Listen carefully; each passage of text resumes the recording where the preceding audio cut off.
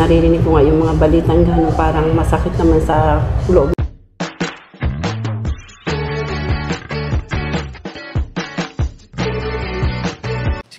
Si Kuya Jens, ano yan, reactor natin yan. Official reactor. Hello mga kalingap! Welcome back sa aking YouTube channel, Kuya Jens. So kung bago ka lang sa aking YouTube channel, huwag niyo pong kalimutan mag-subscribe at click the bell button para like ang updated sa ating mga bagong upload na video. At huwag po natin kalimutan suportahan ng Team Kalingap sa pangunguna ni Kuya Val Santos Matubang, Ate Edna Vlog at syempre Kalingap Rob. At pakisuportahan din po ang aming mga kasamahan sa Team Kalingap. Nandyan po ang K-Boys, Kalingap Partner, Kalingap Reactor, at lahat po ng charity vloggers sa buong Pilipinas sa tumutulong sa mga kabayan po natin na lahat may hirap. Suportahan po natin lahat, guys. So ngayon mga Kalingap, meron po tayong papanoorin mga Kalingap.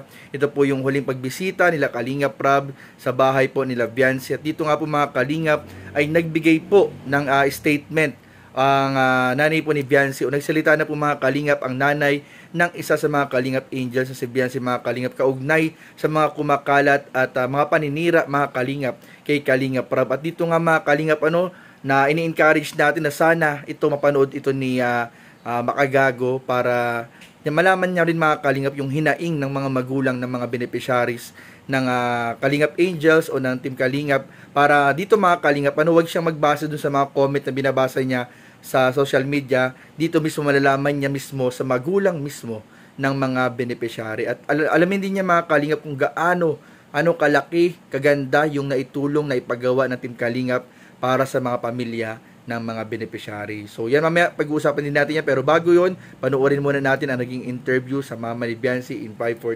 3, 2. Totoo po bang na-abuse po kayo ng Kalingap? Hindi naman, wala naman na gano'n na dahil ginagawa yung Kalingap naman, diba? Wala naman talagang gano'n na ang dami po kasing naglalabas na yun, na-abuse daw po kayo. Ano po yung kasi ang alam ko pag abuse, yung talagang masasama na yung gawa, ibaga yung parang sinasaktan yung bata, parang pinipilit yung bata na gawin na tapos yung parang hindi na maganda yung ginagawa na tulad baga sa mga palabas talagang abuse po talaga. Oo, abuse kasi yung iba. So, gusto lang po kasi namin na sa'yo mismo manggaling kasi si Boss KR po kasi hindi siya talagang nagsasalita sa mga ganyan. Oo, hindi. Tahimik gusto namin meron din nagsasalita. Ako at yun nga na naririnig ko nga yung mga balitang gano'n, parang masakit naman sa loob na gano'n. Siyempre natulungan kami tapos magiging masama si Rob, kaya yun nga parang hindi na lang namin pinapansin yung mga gano'n issue. Nakakatulong naman si Rob sa mga tao, lalo na sa amin. Sobrang laki ng pinagbago namin sa buhay. Yung na nakapag-aaral yung mga maraming bata, may mga scholar, yung daming napagawa ng bahay na sobrang hirap talaga nun gaya namin. Laking tulong si Kalingap Rob sa mga nahihirap. So, po talagang wala naman abuse na nangyayari? Wala naman ganun. Kasi kung may abuse na nangyayari, kahit kaming mga magulang, syempre hindi kami papayag na ma-abuse yung anak namin ng gano'n. Kahit kami, kumbaga, hindi namin kukonsintintihin kung may abuse na nangyayari. Wala naman. Wala naman kaming nakikitang gano'n na Kaya yung mga nagsasabi ng gano'n, hindi nila alam yung mga sinasalita nila na nakakasakit sila ng damdamin. Sobra naman yung mga balita na gano'n na tsaka yung pinagsasabi kay Rob. Nakakatulong naman sa mga mahihirap. Tapos gano'n na lang sila kumakaano. Kasi kung abuse yan, hindi papayag yung mga magulang na ganunin yung mga bata. Alangan yung anak mo, ipahamak mo sa hindi. At saka alam naman namin na mapagkakatiwalaan si Rob, kaya itinitiwala namin yung anak namin. Kami yung nakakaalam, hindi sila. Kaya huwag silang magsalita ng mga gano'n na paratang. Marami pong salamat na nagtanggol na kayo, Boss. Kung nanawa na nga kay Rob. Ginagawa na rin yung yung gate? Doon na yun. Papa-AIDS. Baka maan ko Papa-AIDS. Di baling ako yung mabungguan, huwag ka lang. Negosyo na.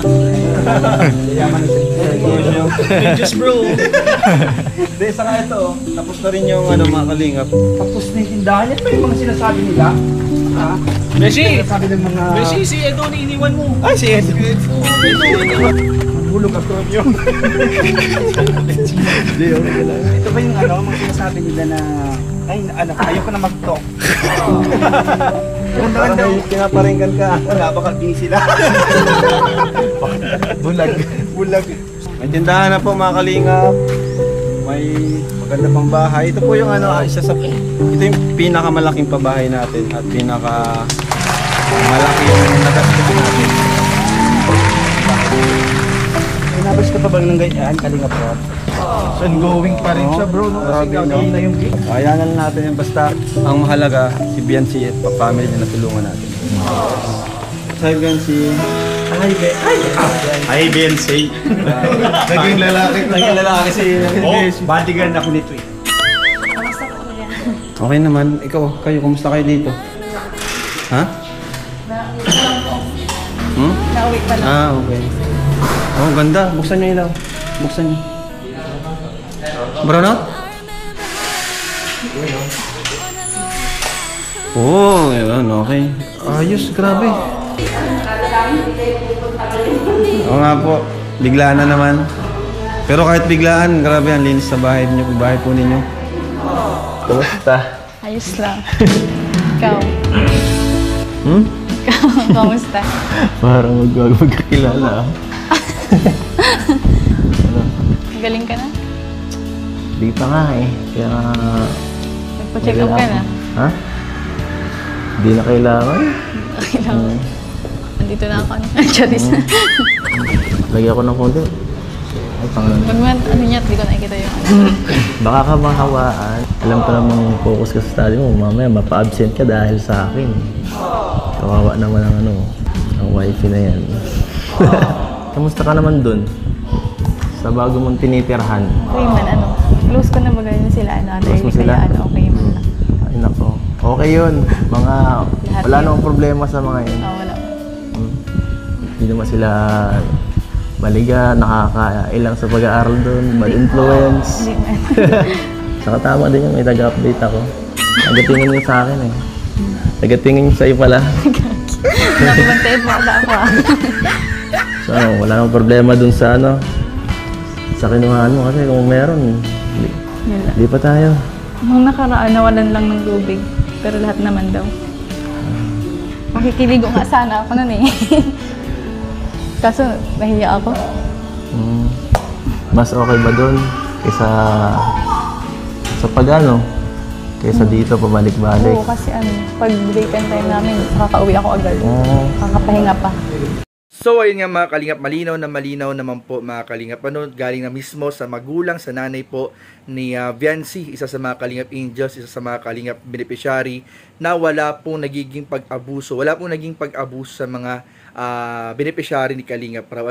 Hindi po totoo yung mga komento, yung mga haka-haka, yung mga paninira kay Kalingap Prab. Kasi sabi nga ng nanay nga ni Biancy, kung may nangyayari mang pag-aabuso o kung nakikita man nila na take advantage yung kanilang anak, ay sila mismo ang unang magagalit o parang magre-react kung nakikita nila na inaabuso. Pero sa tagal na ng mga beneficiary ng Kalingap, wala pong nakitang kahit anumang pag-take advantage, pang-aabuso o panlalamang na ginagawa ang grupo ni Kalingap Prab, ng buong team Kalingap, sa kanilang mga beneficiary. At dito nga malinaw po kasi galing yan mismo mga Kalingap sa mga magulang.